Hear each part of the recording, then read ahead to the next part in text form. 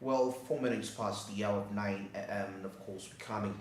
This is the very last hour of the show as we are wrapping up. But of course, quite more interesting stories coming up at this very hour. And of course, we hope there will be quite a great impact when it comes to decision making for your business out there, for your, to ensure that you enhance profitability. But of course, all this is powered by Zabu. We just made your learning experience much more easy and friendly. Start tonight to hash is the magic code as you will be available with options. You can buy government bonds and securities with as little as 15,000 you get in shillings. And of course, the market's open at 8:15 a.m. and they close at exactly 9:15 p.m. Sorry, 8:15 a.m. and they close at 3:15 p.m. East African time, Monday to Friday, except on the weekends where they don't operate. Zabu, my money, my future. All takes East Africa do something new. Well, at this very time, let's get into our business insight, and the discussion around is around insurance. Definitely, let's take a look at this. We shall be returning for further discussions. To appreciate the different options available under life insurance. But also secondly, like I mentioned, the uptake of insurance is generally going up. But also as the uptake goes up, there are challenges in terms of the misrepresentation of facts. So as we promote the Wewanile campaign, we're also coming out to let the public know what, for example, a genuine product or what options they have in terms of engaging with the different players. Because it's first of all important that the public out there understands the fact that they have got to relate or deal with licensed insurance players who are members of the Uganda Insurance Association. So really it's a campaign to sensitize the public on the different options available under life insurance, which is one of the growth areas we've seen within our sector, and that is insurance. It is because probably the message, the sensitization message is getting out there. But also secondly, I strongly believe it's the nature of products available in the market. Products that speak to the sort of challenges that people go through every single day. I will tell you that death is a given. Each one of us will have to pass on one day, sooner or later. It's a given. And life insurance is there to sort of help your dependents at the point at which you will not be available. So I think for me that the products offered by our members resonate with the challenges. The purpose, the main purpose of a life insurance plan or product is to provide some sort of cushion to your dependents or your family in the event that the the owner of that insurance product passes on. And that is the insured. So most of the life plans will cover for the risk of death. That should you or I pass on, your dependents who are named probably in the policy will be paid a certain amount of money or a certain sum, which is the sum insured or sum assured within the policy. And that usually is a pure risk product. The pure risk product will cover you for death and it will have no other components. And usually a funeral cover, for example, is a pure risk product. So you can take up a funeral product.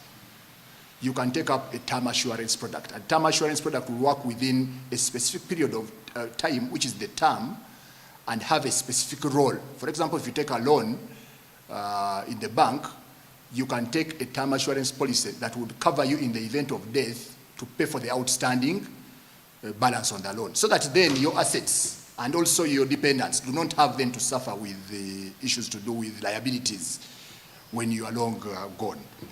But also, we have what we call a combination of the two. That you can have a pure life product or a pure risk product, but it can also be combined with a savings component. What that means is that should you, as the insured or the assured, not pass on during the period of insurance, but your policy comes to the maturity period, you stand to be paid a certain amount of money, which then comes with a bit of bonuses, because then at the end of the period, you've survived, and therefore you stand to be compensated. So it will have a combination of a risk aspect, but also a savings component to cater for both, which means that should you die during the period or earlier than the maturity date, again your sum assured will be paid out to your dependents.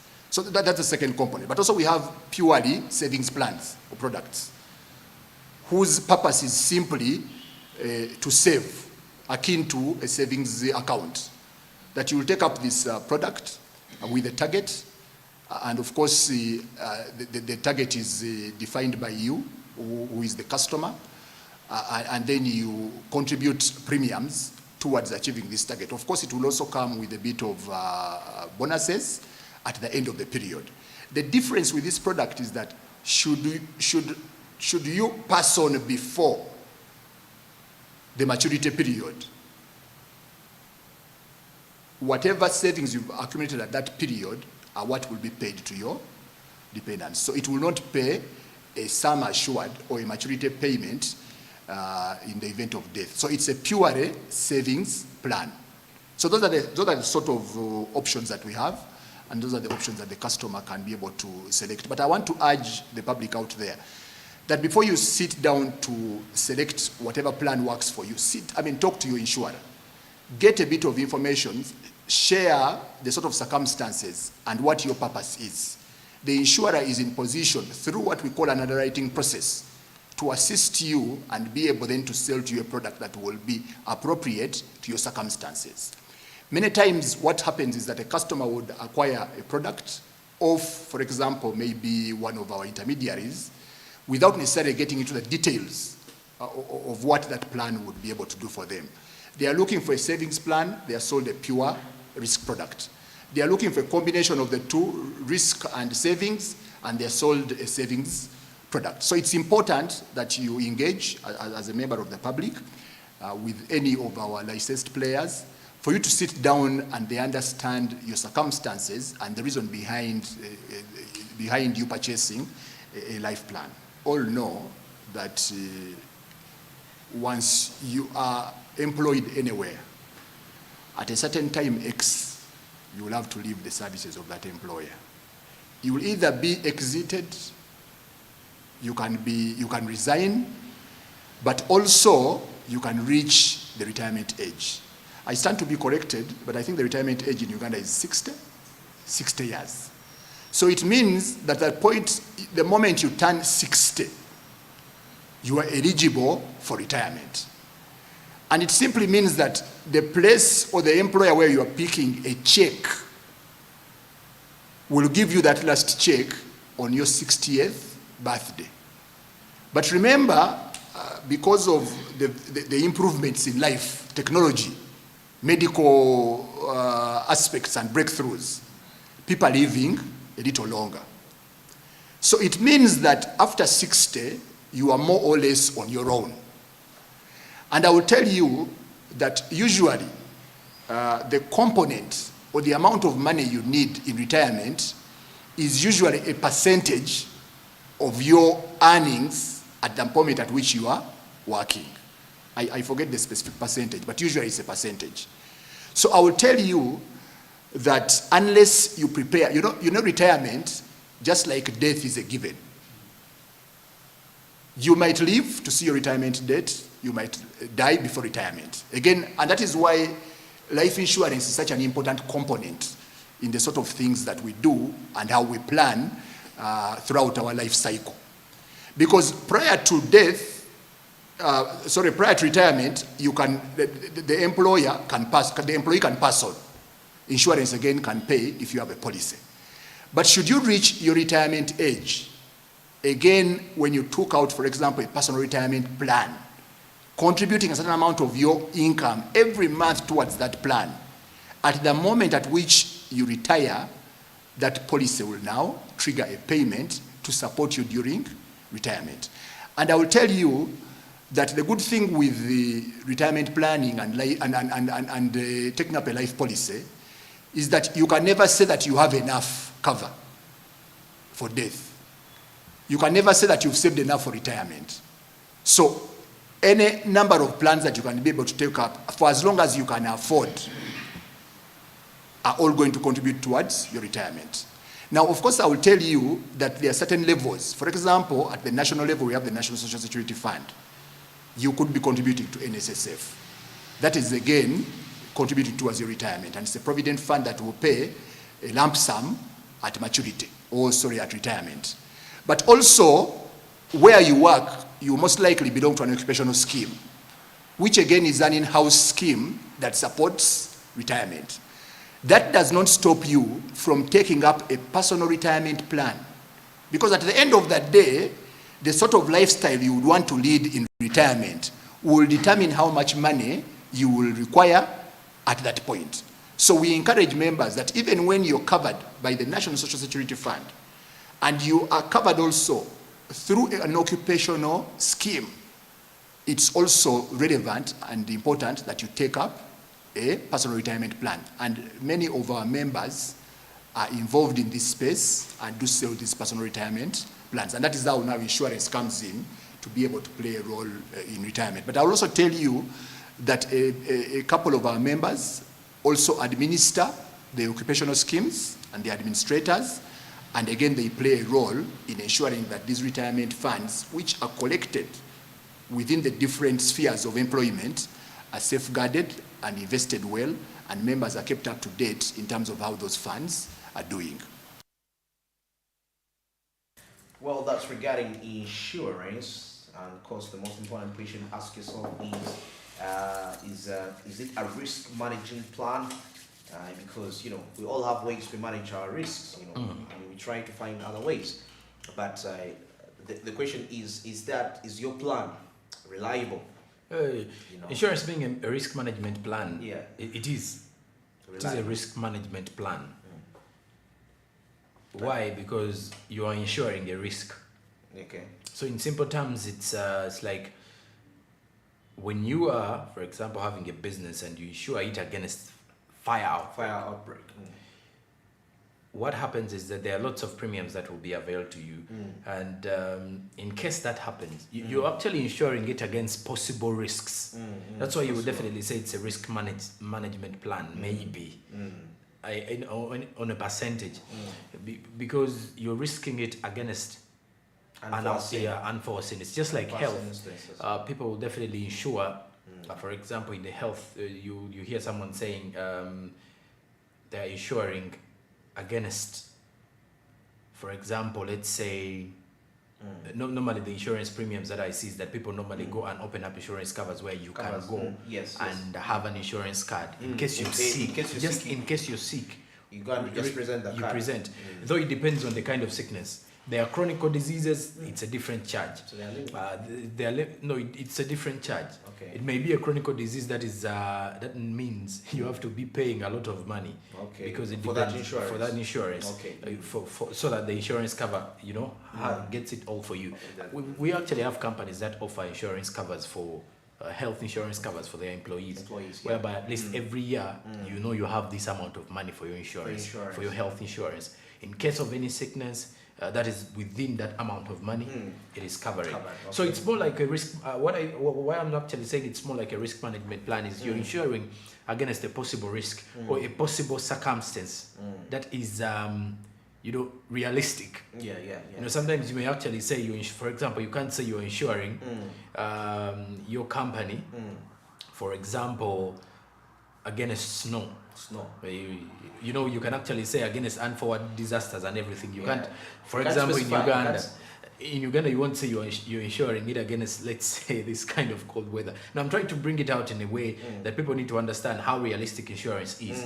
So they put for you opportunities where the opportunity the packages are really realistic, things that are happening in your day-to-day life. So that means if in case it happens and you've insured, you're getting a plan B. You're getting someone who's going to bail you out. Not bailing the entire kind of situation, but at least to give you a startup.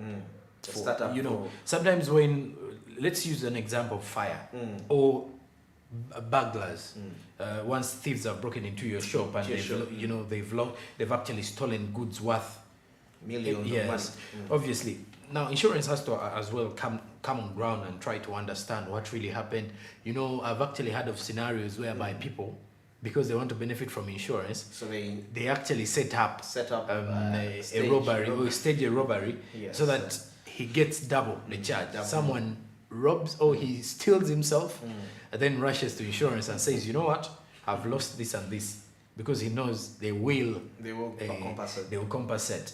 Of course the compensation will be there, but on what grounds? There are lots of things that happen. There are terms and conditions, by the way. Yeah. It does depend again on which insurance company and which premium you've got to go to. And then there's also something to do with understanding the life insurance policy.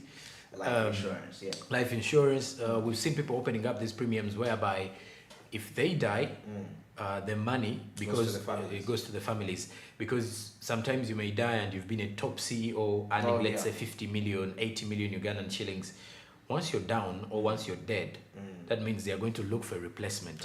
Companies won't pay you when you're no longer available. That is maybe your NSSF may be still there and everything, your pensions and stuff, but not even the allowances will be available to your family. Very true. Because you're now gone, you have no importance to the company. So with this kind of life insurance, sometimes you realize that once you're gone, maybe if you open up a premium cover, rather you opened up a package, you went and paid for that package, you were actually putting in money monthly or weekly, whatever the case, your children may actually have assistance. Okay. Maybe you may have a pool of 50 million there that can actually take them for maybe 1 or 2 years. It depends on the lifestyle you're having.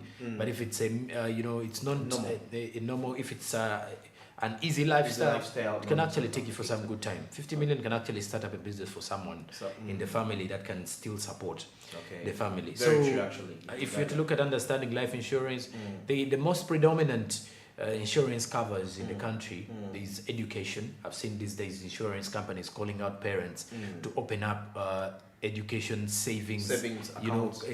Under insurance. Because you open it when the child is actually 4 or 5 years, or even when you've just given birth to this child. The more you're saving, the more the child is growing. Because sometimes the reality is you may be financially stable by the time you start up your family, but the time your child gets done with, let's say, secondary school or elementary school, it is actually more expensive than university. Because of course, as you progress in education, you expect more. Yes, I mean, and now with the current situation, you want to realize that parents would need such insurance covers for their children. It may actually be them opening up an account, maybe even in a bank or whatever. But when you open up such accounts, when the child turns 18, sometimes you're free to come and get the money. Because sometimes you may have issues with this child completing school, and if you have such covers, they bail you out. They help you out. Sometimes it's not even all about compensation. It's all about having at least a plan B in case things go. Yes. And of course, the life insurance also goes back to. We've mentioned about health. Yes, I was once a beneficiary of the health insurance. Me too, actually. And I know its importance. Sometimes as a parent, though you realize it is just like a bank, you're saving money. So with insurance, you have to pay. You have at least to save certain fee, put into the insurance cover. So I want to believe, yes, that is the way to go if we are to continue looking at some of these certain things. But again, for insurance, one of the other issues why we need to address insurance now from the business perspective, the business class, it seems only the corporate firms are interested in insurance. Or are buying insurance, and in fact even the insurance companies themselves looks more corporate than they sound more corporate. If any person hears about things like it creates a fear in them and they have a certain mentality that is not my style. That's not me. Maybe that is not my tag. That is not my class. So insurance, I think we definitely have had conversations and basing or rotating around insurance companies getting, let's say, business people under the SME sector having the wananchi also having premiums to save. Ugandans are really scared of saving their money into something that is not profitable. I mean, yeah. But by the time we start growing, I think every time as you grow, you see reasons as to why you need certain things. Yes, because certain things start to make at sense. 20 years, you may have money that you may not be able to have at 30. Yeah. The world is actually funny. Today you may have a lot of money and tomorrow you don't have. But saving is an important thing. Yeah. So insurance cuts across. You're insuring a lot of things. In case your business is collapsing, you go in there to the insurance company, it bails you out. You go to your savings bank where you saved some money, it bails you out. You're making sure you're staying afloat in the business. Every day is just trying out new things. So I think insurance is a risk management plan on a larger percentage, if I'm to look at this. But then I feel the insurance sector needs to, put it out there.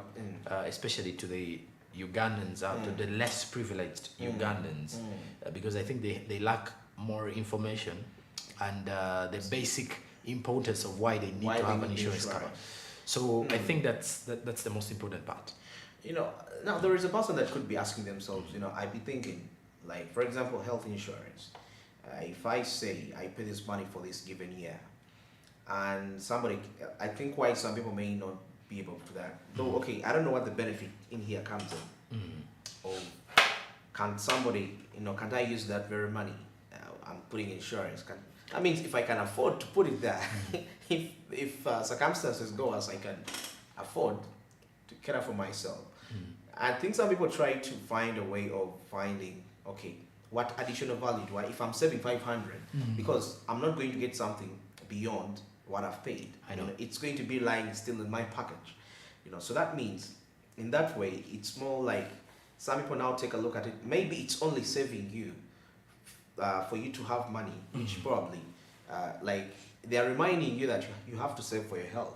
It's important because if you don't have that, you may not be, probably you may use money for other things. By the time you need health, you need the health service, you can't afford it because why?